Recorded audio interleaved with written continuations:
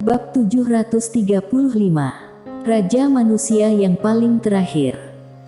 Pada saat itu, Michelle Sangguan langsung mengadang di depan Sabta, lalu memberi hormat, "Yang mulia. Ada urusan apa? Nanti baru bahas," ujar Sabta. Usai berkata, dia menarik Mileye menghilang dari tempat.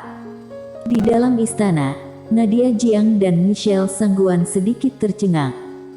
Di langit, Mileye dan Sabta terbang dengan pedang. Di perjalanan, Mileye menoleh ke arah Sabta. "Sabta, apa yang terjadi?" "Aku akan membawamu ke satu tempat," ujar Sabta. "Kemana?" tanya Mileye. "Nanti kamu akan tahu," ujar Sabta. Mileye diam saja. Sekitar 1 jam kemudian, Sabta membawa Mileye ke satu hutan. Dia berjumpa dengan tetua utama sekte Taoisme yang ada di dalam hutan. Tetua utama melihat Mileye sekilas dan tidak berbicara.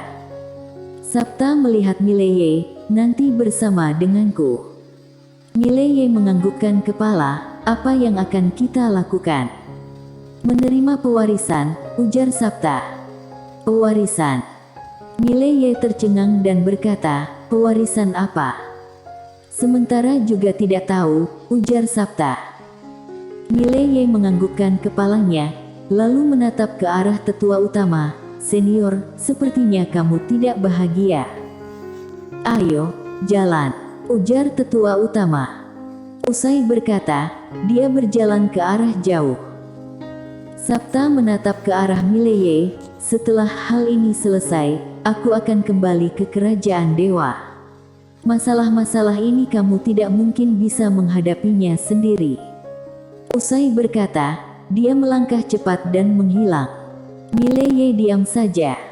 Dia tidak membenci Sabta, karena dia tahu jelas sikap Sabta. Sabta bukanlah orang yang akan mengelak tanggung jawabnya. Beberapa saat kemudian, Mileye menggelengkan kepalanya. Tidak peduli bagaimana, dia berharap Sabta bisa kembali. Kekuatan Sabta tidak lebih lemah darinya. Ada Sabta di sini, dia akan lebih tenang. Karena aula sendian milik Sabta.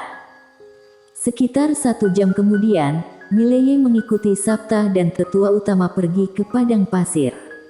Tetua utama dan Sabta tidak terbang melainkan jalan kaki. Mileye mendadak melihat tetua utama. "Senior, apakah kalian memahami aula sendian?" "Lumayan," ujar tetua utama. "Senior, apa hubungan kalian dengan aula sendian?" tanya Mileye. "Musuh," jawab tetua utama. "Kalau begitu, kenapa kalian tidak menyerang mereka?" ujar Mileye. Tetua utama menatap Mileye sekilas. "Kamu kira bisa mudah mengalahkan mereka?" "Senior, aula sendian sebenarnya pihak seperti apa? Kenapa begitu misterius?" ujar Mileye. "Misterius?" Tetua utama menggelengkan kepala. "Kamu barulah orang yang misterius itu." "Aku," ujar Mileye. Ekspresi wajah tetua utama sangat datar. "Kamu mengenal beberapa guru leluhur dari beberapa pihak dunia Akbar Suan Huang. Lalu, kamu mengenal wanita bergaun polos. Orang ini, tidak peduli aula sendian atau sekte Taoisme, tidak ada yang mengenalnya. Misterius tidak?" Setelah berkata, dia menatap Mileye. "Jujur saja, bolehkah kamu memberitahu padaku, apakah kamu mengenal guru leluhur sekte Taoisme?" Mileye diam saja. Di kejauhan, Sabta melihat Mileye sekilas dan berkata, "Orang yang kamu kenal lumayan banyak, ya?" Mileye tersenyum.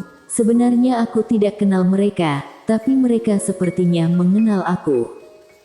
"Siapa ayahmu?" tanya tetua utama. Mileye membalikkan kedua tangannya. "Tidak tahu." Tetua utama diam sejenak dan berkata, "Kemungkinan karena ayahmu, tentu saja mungkin juga karena masa lalumu." "Masa lalu?" Mileye menggelengkan kepala. "Mungkin saja." "Aku akan ceritakan aula sendian padamu," ujar tetua utama. Mileye menganggukkan kepala, sekarang dia sama sekali tidak memahami Aula Sendian. Aula Sendian adalah pihak yang sangat kuno, bisa dikatakan mulai berdiri dari alam semesta 4 dimensi. Mereka sama dengan sekte Taoisme dan klan siluman kuno, bisa dikatakan pihak yang paling kuno di alam semesta 4 dimensi, ujar tetua utama. Klan siluman kuno. Mileye mengerutkan kening. Tetua utama menganggukkan kepala, klan siluman yang sangat kuat, tapi mereka sepertinya sudah binasa. Sepertinya sudah binasa, tanya Mileye. Tetua utama menganggukkan kepala, pada awalnya, klan siluman kuno dan seorang master dewa pergi ke alam semesta yang tak dikenal. Kemudian, tidak ada informasi lagi.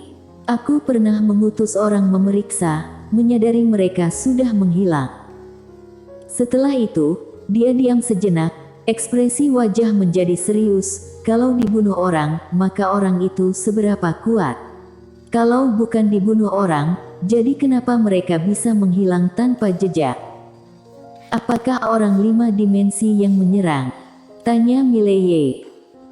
Tetua utama menggelengkan kepala. Dari zaman kuno sampai zaman sekarang, 5 dimensi hanya sebuah cerita, hingga menara di tubuhmu muncul, barulah membuktikan 5 dimensi ini benaran ada. Lalu, masuk ke 5 dimensi, dengar-dengar bisa mengubah hidup mati dan panjang usia. Mileye diam sejenak dan berkata, "Senior, apakah panjang usia benar begitu penting?" Tetua utama melihat Mileye sekilas dan mencibir, "Kamu tidak melatih, paling hanya bisa hidup sampai 100 tahun. Kalau kamu melatih, bisa hidup sampai ratusan tahun. Sebagian besar orang sudah hidup sampai 1000 tahun. Apa kamu tahu, sekarang apa yang mereka takuti?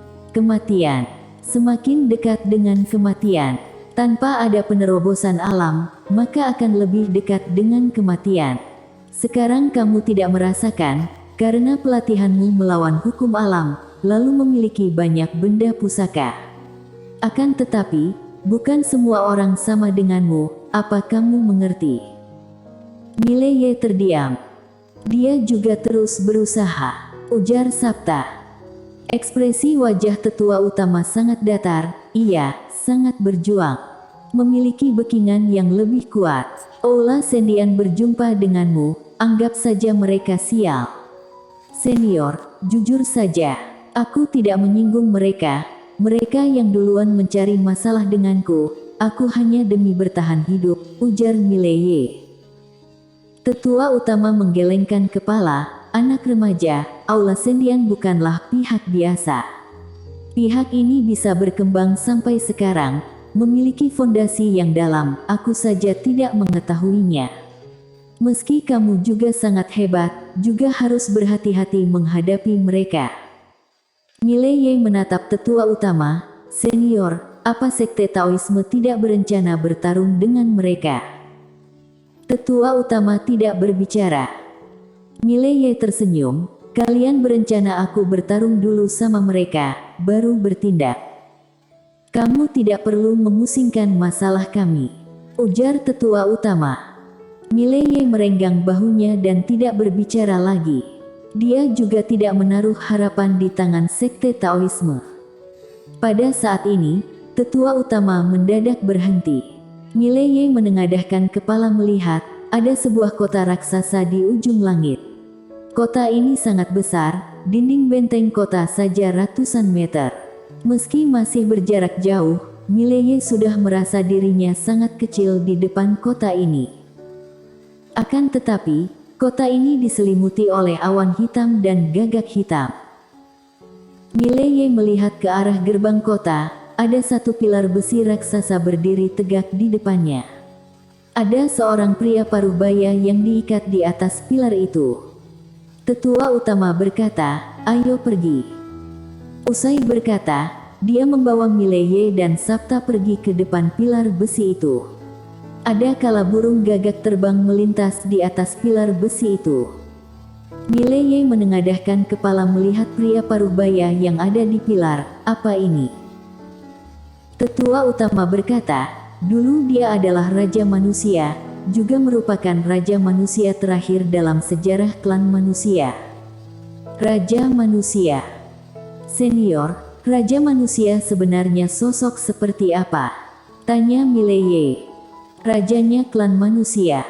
Pada saat alam semesta 4 dimensi baru muncul, ada banyak makhluk bermunculan, klan manusia adalah salah satunya. Waktu itu, klan manusia memiliki lawan kuat yang banyak, seperti klan siluman kuno, klan iblis langit, dan makhluk yang tidak diketahui lainnya. Pada saat itu, Raja Manusia pertama membawa klan manusia datang bertahan hidup di tempat ini. Awalnya, Raja klan manusia memiliki status yang sama dengan raja klannya yang ada di kota Sendu, tapi setelah itu, dia menatap ke pria yang ada di atas pilar dan lanjut berkata, klan manusia terlalu kuat dan membuat mereka merasa takut. Oleh karena itu, dewa mulai menyerang klan manusia. Orang yang ada di depanmu ini adalah Raja Manusia yang paling terakhir dalam sejarah klan manusia, dia gagal. Jadi, menerima hukuman dari para dewa. Mulai saat itu, klan manusia mulai menghormati dan mendengar perintah dewa. Senior, apa bedanya dengan sekarang? Tanya Mileye. Tetua utama mencibir, apa bedanya dengan sekarang? Apa kamu tahu, sekarang kenapa hanya ada alam tak diketahui di luar sana, dan tidak ada di atas alam tak diketahui? Apakah berhubungan dengan dewa? Tetua utama mencibir dan berkata, dewa yang ada di atas hanya mengizinkan klan manusia mencapai alam tak diketahui. Jadi, klan Suanyuan dan lainnya tidak mencapai alam tak diketahui karena orang di atas tidak mengizinkannya. Setahuku, klan Suanyuan dan pihak lainnya pernah muncul alam tak diketahui, ujar Mileye. Tetua utama menatap Mileye, apa kamu tahu, awalnya mereka bisa muncul master alam tak diketahui yang lebih banyak. Beberapa yang muncul ini adalah kehendak dari klan dewa. Mereka mengendalikan master klan manusia ini, tapi tidak mungkin membinasakan klan manusia. Karena mereka ingin memberi harapan kepada klan manusia bahwa mereka sendiri yang tidak bisa mencapai alam ini. Lalu, master alam tak diketahui di dunia Akbar Suan Huang sangat sedikit. Mileye mengerutkan kening, mereka mengendali master klan manusia. Tetua utama mencibir, mereka bukan hanya mengontrol master klan manusia, juga mengontrol master klan lain, seperti klan siluman, dan beberapa klan kuno. Asalkan bisa membahayakan mereka, mereka pasti akan turun tangan. Setelah itu, dia menatap ke arah Mileye, kamu adalah makhluk yang aneh, meski tidak ada benda pusaka ini, mereka juga tidak akan mengampunimu. Sekarang kamu hanya bisa berdoa bahwa wanita bergaun polos yang ada di belakangmu ini cukup kuat, kalau tidak hasil yang akan kamu terima hanya adalah mati. Mileye melihat tetua utama sekilas, tetua utama, bagaimana dengan sekte Taoisme? Kalian sekte yang bagaimana? Ekspresi tetua utama sangat datar, tidak ada hubungan denganmu. Ingat, sabta yang membawamu ke sini, apa yang bisa kamu dapatkan tergantung takdir dirimu. Usai berkata, dia menatap ke pria yang ada di atas pilar, kemudian melambaikan tangan. Cahaya emas langsung membumbung tinggi dan menyelimuti pria itu. Beberapa saat kemudian, badan pria itu langsung bergetar. Pada saat itu, langsung terdengar suara teriakan kuat dari ujung langit, kurang ajar. Suara teriakan ini pun ditemani dengan tekanan yang kuat dari langit. Bersambung.